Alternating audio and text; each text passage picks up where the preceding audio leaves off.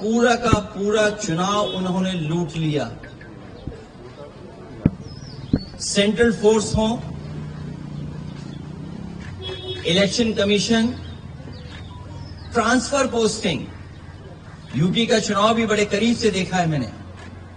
न जाने कितने अधिकारियों की हम शिकायत करते थे, न कभी डीजीपी हटा, न कभी चीफ सेक्रेटरी हटे, न कोई डिस्ट्रिक्ट का अधिकारी हटाया उन्होंने। लेकिन जब बंगाल का चुनाव हुआ, पूरा का पूरा स्ट्रक्चरली उन्होंने अपना बनाया और उनको निर्देश दिए गए कि आपको चुनाव हराना है। आप में से बहुत सारे साथी होंगे, अब तो फोर्स के कई लोगों को 15 दिन की छुट्टी दी है, लीव। इतनी छुट्टी कभी सेंट्रल फोर्स को कभी नहीं मिली। अभी सुना है कि 15 दिन की छुट्टी दी गई है। और जिस तरह का व्यवहार यहां हो रहा है पॉलिटिकल वर्कर के साथ, पार्टी ऑफिस के साथ, हम लोग भी सरकार में आए और सरकार से गए, कभी कभी किसी वर्कर, पॉलिटिकल वर्कर के साथ इस तरह का व्यवहार नहीं हुआ। चाहे हमारे साथी अभिषेक हों, आदरणीय दीदी हों, उनको सिक्योरिटी की थ्रेट हो, जिन्होंने इतनी सेवा की हो लोगों की, आखिरकार किसकी ताकत की वजह से ही कर रहे हैं। और मैं तो वो तस्वीरें दिखाना चाहता हूं जो कभी यूपी में तस्वीरें बनी थी इलेक्शन में। ये शायद तस्वीर आपने सबने देखी होगी, ये तस्वीर तो देखी होगी आपने। इससे ज्यादा भयानक काम यहां हुआ है। अगर बुलेट्स के डरा करके वोट डाला जाएगा तो कौन जीतेगा? आप बुलेट से डरा रहे हैं वोट के लिए, और इलेक्शन कमीशन निष्पक्ष नहीं है, बीजेपी के सहारे पे काम कर रहा है। जब बाई इलेक्शन उत्तर प्रदेश का हुआ था, मैं लोकसभा में अपने सभी मेंबर्स को लेकर के,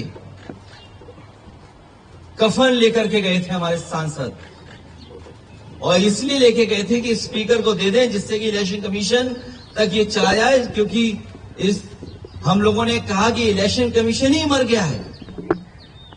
और ये बात हम यूं ही नहीं कहते थे ये तो पहली तस्वीर है।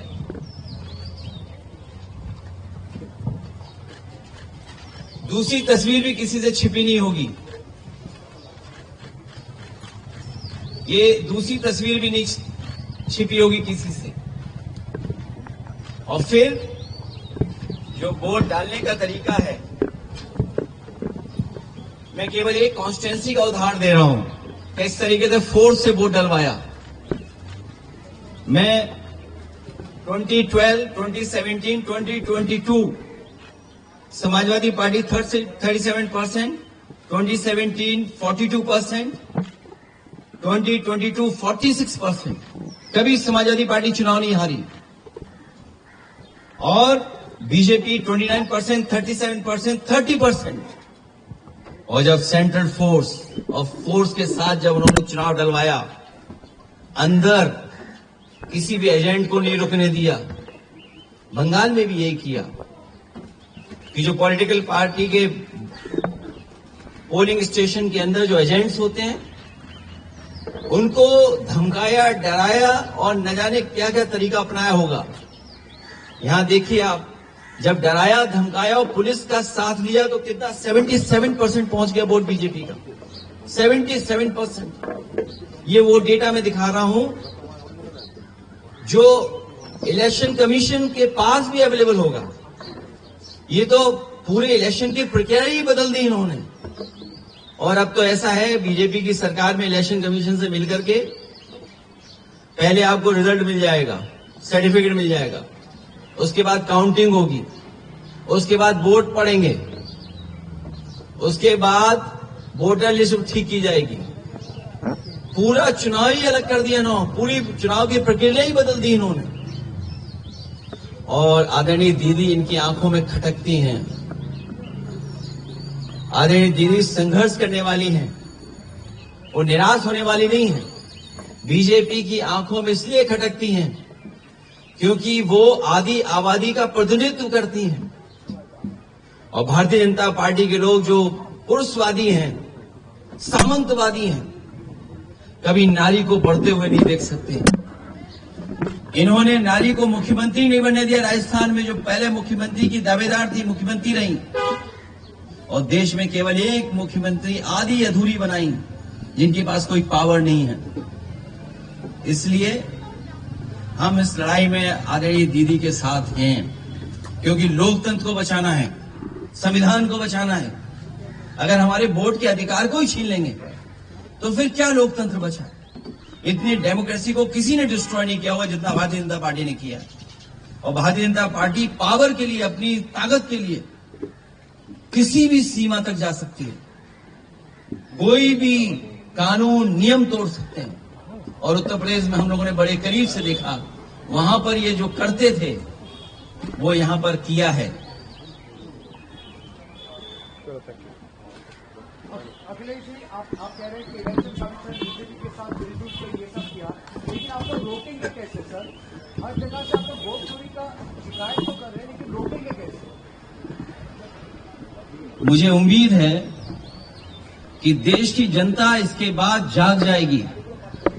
जो बंगाल में हुआ है, जो बंगाल को सेंट्रल फोर्स से, क्या आप कल्पना कर सकते हैं कि 3 लाख सेंट्रल फोर्स भेजी गई और चिन्हित करके अधिकारियों को पोस्ट किया गया? सुनने में तो यह भी आया कि अधिकारियों को लालच दिया गया है कि चुनाव जिता दो तो हम आपको अच्छा पद देंगे। और आप यकीन करना, देख लेना, आप जो यहां से चुनाव करा करके जा रहे हैं अधिकारी बड़े, कुछ न कुछ लाभ का पद पाएंगे। हम लोगों को उम्मीद है कि हम लोगों को जनता के बीच में जाकर के जगाना पड़ेगा उनको। सर, बीजेपी का कहना है ममता बनर्जी के बाद आप है टारगेट। उत्तर प्रदेश में नेक्स्ट ईयर इलेक्शन है, उनका कहना है कि आप है टारगेट। हमसे 2 गलतियां हुई, एक बीजेपी को हरा दिया और दूसरा अयोध्या हरा दिया, तो हम तो टारगेट में होंगे ही। ये कोई नई बात नहीं है, और हम तो बहुत टारगेट में, एक के टारगेट में नहीं है। अखिलेश जी, इसके साथ में यहाँ पर जो है बीजेपी की तरफ से कहा जा रहा है, चुनाव आयोग की तरफ से कहा जा रहा है कि ये यहाँ निष्पक्ष तरीके से चुनाव हुआ, हिंसा मुक्त चुनाव हुआ, इस वजह से इस तरह के नतीजे हैं। भारतीय जनता पार्टी सोम पपड़ी की तरह झूठ की लेयर है। सोम पपड़ी खाई कभी? एक लेयर के ऊपर दूसरी लेयर झूठ की चढ़ा देते हैं लोग। और आपको तो मैं ये कहता हूं ना, सब वीडियोस आर्काइव में पड़े हुए हैं। रामपुर का इलेक्शन देख लो, किसी वोटर को नहीं निकलने दिया। और ये जो डेटा मैं आपको दिखा रहा हूं, ये रामपुर की कॉन्स्टिट्यूंसी का दिखा रहा हूं मैं, कुंदर की कॉन्स्टिट्यूंसी का दिखा रहा हूं मैं। ये तो डेटा आप देख सकते हो। इलेक्शन कमीशन अंधा है क्या? और ये महिलाओं की तस्वीर क्या आप भूल गए कि आपके अपने चैनल पे भी चली थी तस्वीरें? ये तस्वीरें आप भूल गए क्या? ये तो आपके चैनल पे भी तस्वीरें चली थी, वीडियो चले थे ये।